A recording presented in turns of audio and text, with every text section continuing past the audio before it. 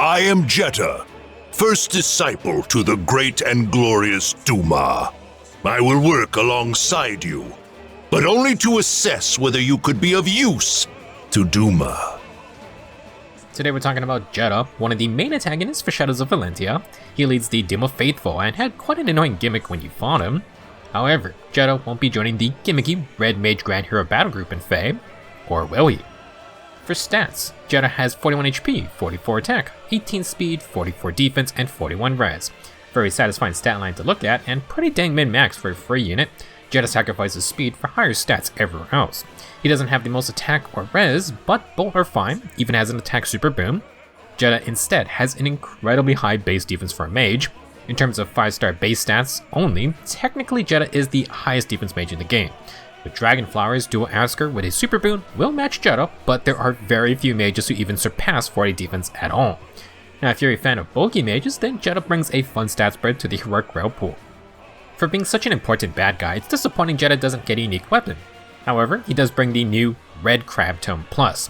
12 Might. Every turn, if above 25% HP, grant plus 6 attack and a free follow-up when initiating status to the user for 1 turn.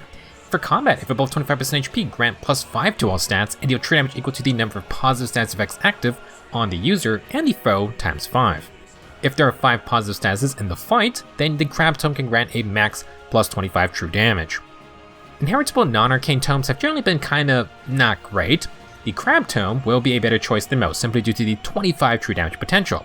It counts any positive status, including the foes, but you don't want to rely on the enemy, so try to bring your own. This tome only gives 1 status, and the free follow-up is only for the player phase only, so keep that in mind. We'll also take that plus 6 attack buff with 5 general stat boost. The Crab Tome is a re-release of the 2024 Hoshiden Festival Inheritable weapons. Leo has the colorless version, but Jedah's tome summons a giant red crab, so it's factually superior. It also grants plus 5 stats instead of plus 4, so it actually is an upgrade. Overall, not really a busted weapon, but if you just want true damage, then it's a nice free-to-play option. Status stacking isn't too hard to do, just be careful of the anti-status counters. The rest of Jedah's kit is alright. He has Ignis for his high defense, but that's going to be tough to charge. Poison Strike 3 gives 10 true damage after combo, which is not really the best. Attack and Demon's Finish grants plus 6 stats and can give 5 true damage if Jedah's special is ready. You might want a lower good on special if you want that extra damage. Finish is good, but you can also find this version on Summer Vague, besides his decent inheritable and okay base kit.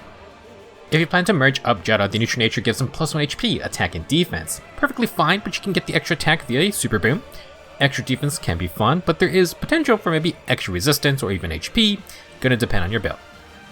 We have no shortage of Red Infantry Grand Hero Battle Mages, but it's been over a year, so we were due. Our last one was Valadar, who is also a pretty important bad guy. He did get a unique weapon, which technically has uncapped true damage, so maybe worth a look if you just want pure damage. Now Valadar also is min-maxed for low speed. His defense is good for a mage, but obviously Jedah went all in and does sacrifice some attack to do so. For other slower bad guys, Solon got his refine, gimmicky effects included. For a very old option, regular Leon has one of the better balanced defense and res spreads. If you would like a high res option, maybe you want some speed, then Jedah's daughter, Marla, is the most recent pick. Very high attack and res with that typical mage, awkward speed, and bad defense. For the 3 to 4 star demos, we did get high attack in the past year, but he is full attack and speed focused. For high defense options, we got Henry and his 30 attack after maxed out Dragonflowers. For a more enticing pick, Sophia with her resplendent outfit does alright for a launch unit. For higher res mages, No just got his refine. Up next is Miranda, who should be next month, or at least very soon. Urk is going to be right after her. As a note, the Heroic Grail side also has some refines coming. Arte's a mage cav, but Peleus, Elfric, and her are all coming up. Despite the many free-to-play Red Infantry mages, Jedah has so much more defense and is min-maxed for low speed. He is quite unique if you want something different. For budget builds, the Crab Tome gives our slow mages a free follow-up, but only for the initiations. You can slot in quicker post to cover both phases. Second Demon's Finish has a Sacred Seal version, but if you want to trigger a special, then swap to Bonfire and maybe run Time's Pulse or Heavy Blade. Jedah can get a special on the follow-up, barring any guard or defensive tempo effects. In terms of getting more statuses, well, I don't think there are any easy non-premium options. We can inflict panic, but we need positive statuses. Try to run Jedah with some status gifting allies. For other skills, you can use bonus doubler. Crab Tome can give plus 6 attack, so getting defense and res buffs would be nice. Feels like Jedah would have been a great opportunity to get defense res 03, but the wait continues for that one.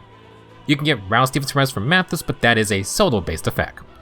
In the Beast slot, you can run Desperation. Maybe Jedah tanks a hit but gets low on HP. For the next fight onward, he can double with the free follow-up. This is risky because no follow-up or any follow-up denial will screw up this tactic. If you want to reduce the chance for a special, you can also use Guard 3 instead. For premium builds, the Crab Tome has more options for gaining statuses, though you're still going to need to find friends. As an example, you can take Alm's Low Echo, which inflicts debuffs based on the foe's positive statuses. If they have 4 statuses, Crab Tome gets its 25 true damage, and Low Echo inflicts -4 stats. Take this further with Rune's Empathy status, which counts all statuses on the map. That can give another +7 stats. For some other suggestions, Robin's Rally Spectrum or Grand Strategy can be fun.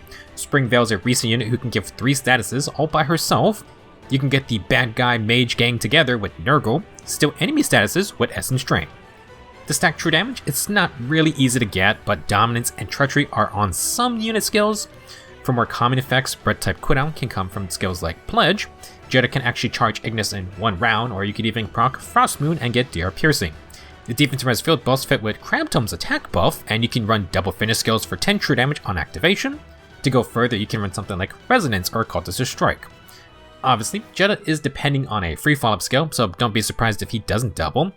If you're not confident he's going to get a double, you can just run Pulse Up Ploy and multiple other times Pulse effects, get a pre-charged special going, and go for the one-shot nuke.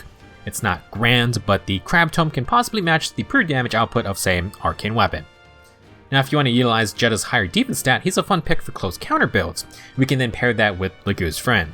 If you want a better chance in taking hits, then try to use Emblem Ike's Ring. We can activate it with Time's Pulse and a 3-cooldown special.